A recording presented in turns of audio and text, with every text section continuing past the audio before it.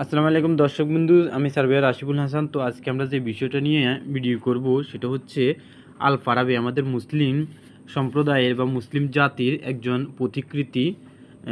উনি 870 থেকে 967 খ্রিস্টাব্দে এই সময়ে জীবিত ছিলেন। তো এই মনীষীর জীবনী সম্পর্কে আমরা আলোকপাত করব। মুসলিম জাতির বর্তমান প্রজন্মের অনেকেই তাদের ঐতিহ্য সম্পর্কে জানেন না, জানার তেমন আগ্রহ নেই। আগ্রহ থাকলেও জানার তেমন কোনো পথেও নেই। রাষ্ট্রশক্তি হারায় মুসলমানরা তাদের ঐতিহ্য ও জ্ঞান বিজ্ঞানকে ধরে রাখতে পারেনি। মুসলমানদের জ্ঞান বিজ্ঞান চর্চার করে অমুসলিম বিশ্ব আজ উন্নত। অন্যদিকে বর্তমান মুসলিম বিশ্ব তাদের পূর্বপুরুষদের দেওয়া জ্ঞান বিজ্ঞান ও সাহিত্যকে হারিয়ে আজ মূর্খ ও পরিবর্তনশীল জাতিতে হয়েছে পরিণত। এমন এক যুগ ছিল যখন সমগ্র বিশ্বের রাষ্ট্রীয় ক্ষমতা ছিল মুসলমানদের হাতে। জ্ঞান বিজ্ঞান শিল্প সাহিত্য ও সভ্যতার মুসলিম জাতি ছিল উন্নত ও শ্রেষ্ঠ। আল্লাহ পাকের আশীর্বাদে মুসলিম জাতির মধ্যে ধন্য মানুষের জন্ম হয়েছিল, যারা ছিল ঐশী জ্ঞানে মহিমান্বিত। তাদের মধ্যে এবং মুসলমানদের গৌরবোজ্জ্বল অতীত সম্পর্কে হতভাগা মানুষদের অনেকেই জানে না। না জানাটাও অস্বাভাবিক নয়, কারণ মুসলমানদের গৌরবোজ্জ্বল ইতিহাসকে আজ বিকৃত করে রচনা করা হয়েছে। এছাড়া ইউরোপীয় পণ্ডিতগণ মুসলিম সভ্যতাকে বিশ্বখ্যাত মুসলিম বিজ্ঞানী ও দার্শনিকগণের অধিকাংশের নামই বিকৃত করে লিপিবদ্ধ করেছে। তাই বর্তমান প্রজন্মের জানাতে হতে হয় তাদের গৌরবোজ্জ্বল হারানো দিনগুলো সম্পর্কে এবং বিভিন্ন মুসলিম মনীষীদের দেওয়া জ্ঞান বিজ্ঞান ও আবিষ্কার সম্পর্কে।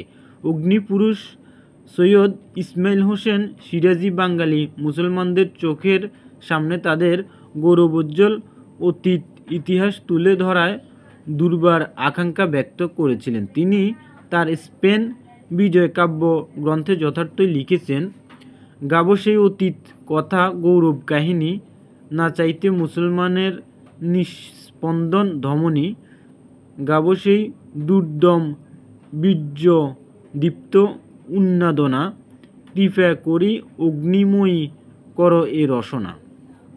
পৃথিবীতে মুসলমানদের উন্নতির জন্য মহান আল্লাহ রাব্বুল আলামিন আশীর্বাদ হিসেবে যুগে যুগে যে সকল মুসলিম বিজ্ঞানী ও দার্শনিকদের পৃথিবীতে ছিলেন, আল ফারাবি তাদের অন্যতম। তার জন্ম তারিখ কত তা সঠিকভাবে জানা যায় না। তার জন্ম তারিখের ব্যাপারে মতভেদ রয়েছে। এর অন্যতম কারণ হলো তৎকালীন যুগে কারো জন্ম তারিখ লিপিবদ্ধ করে রাখার ব্যাপারে তেমন কোনো গুরুত্ব ছিল না। যতদূর জানা যায় এই মনীষী 870 খ্রিস্টাব্দে তুর্কিমিস্তানের অন্তর্গত ফারাব নামক শহরের নিকটবর্তী আল ওয়াশিজ নামক গ্রামে জন্মগ্রহণ করেন। ফারাব নামক শহরে নামানুসারে আবু নাসের মোহাম্মদ পরবর্তীতে আল ফারাবি নামে পরিচিত হন। বিখ্যাত ব্যক্তিদের জীবনী পাঠ করলে দেখা যায় অনেকেই তাদের জন্মস্থান নিকটবর্তী শহর কিংবা দেশের নামে পরিচিত ছিলেন। আল ফারাবির ক্ষেত্রেও তার বিপরীত ঘটেনি। ইউরোপীয় পণ্ডিতগণ তার নামে বিকৃত করে ফারাবিয়াস লিপিবদ্ধ করেছে। আল ফারাবির পিতা ছিলেন উচ্চশিক্ষিত এবং সেনাবাহিনীর একজন উচ্চপদস্থ কর্মকর্তা। তার পূর্বপুরুষগণ ছিলেন পারস্যের অধিকারী। ইসলাম ধর্মগ্রহণ ও রাজনৈতিক কারণ তার পূর্বপুরুষগণ পারস্য ত্যাগ করে তুর্কিমিস্তানে এসে স্থায়ীভাবে বসবাস শুরু করেন। আল ফারাবি বাল্যকাল থেকেই ছিলেন জ্ঞান পিপাসু। অজানাকে জানার এবং অজেয়কে জয় করার প্রবল আকাঙ্ক্ষা ছিল তার হৃদয়ে। তাই জ্ঞান বিজ্ঞানের সাধনায় তিনি কাটিয়ে দিয়েছেন তার সারাটা জীবন। জ্ঞানের সন্ধানে তিনি ছুটে চলেছেন দেশ থেকে দেশান্তরে। তার শিক্ষা জীবন শুরু হয় ফারাবায়। সেখানে কয়েক বছর শিক্ষা লাভের পর শিক্ষার উদ্দেশ্যে চলে যান বোখরায়। এরপর উচ্চ শিক্ষা লাভের জন্য তিনি গমন করেন বাগদাদে। সেখানে তিনি সুদীর্ঘ প্রায় 40 বছর অধ্যয়ন ও গবেষণা করেন। কয়েকটি ভাষার উপর ছিল তার পূর্ণ দখল। জ্ঞান বিজ্ঞানের বিভিন্ন শাখা ছিলেন তিনি পারদর্শী দার্শনিক এবং বিজ্ঞানী হিসেবে তার সুখ্যাতি আস্তে আস্তে সারা বিশ্বে ছড়িয়ে পড়ে। জ্ঞান বিজ্ঞানের এমন কোনো শাখা বাকি ছিল না যেখানে ফারাবির প্রতিভা বিস্তৃত হয়নি। কিন্তু তারপর জ্ঞানের পিপাসা তার মেটেনি। জ্ঞানের অন্বেষণে তিনি ছুটে গিয়েছেন দামেস্কে, মিশরে এবং দেশ বিদেশের আরও বহু স্থানে। গবেষণা করেছেন বিজ্ঞানের বিভিন্ন শাখা ও প্রশাখা নিয়ে। পদার্থ বিজ্ঞান, সমাজবিজ্ঞান, দর্শন, যুক্তিশাস্ত্র, গণিতশাস্ত্র, চিকিৎসা বিজ্ঞান প্রভৃতিতে তার অবদান ছিল উল্লেখযোগ্য। তবে বিজ্ঞান ও দর্শনের তার অবদান ছিল সর্বাধিক। পদার্থবিজ্ঞানে তিনি শূন্যতর অবস্থান প্রমাণ করেছিলেন। দার্শনিক হিসেবে ছিলেন নিওপ্লেটনিস্টদের পর্যায়ে বিবেচিত। বৈজ্ঞানিক ও দার্শনিক হিসেবে তিনি আরোহণ করেছিলেন জ্ঞানের শীর্ষে।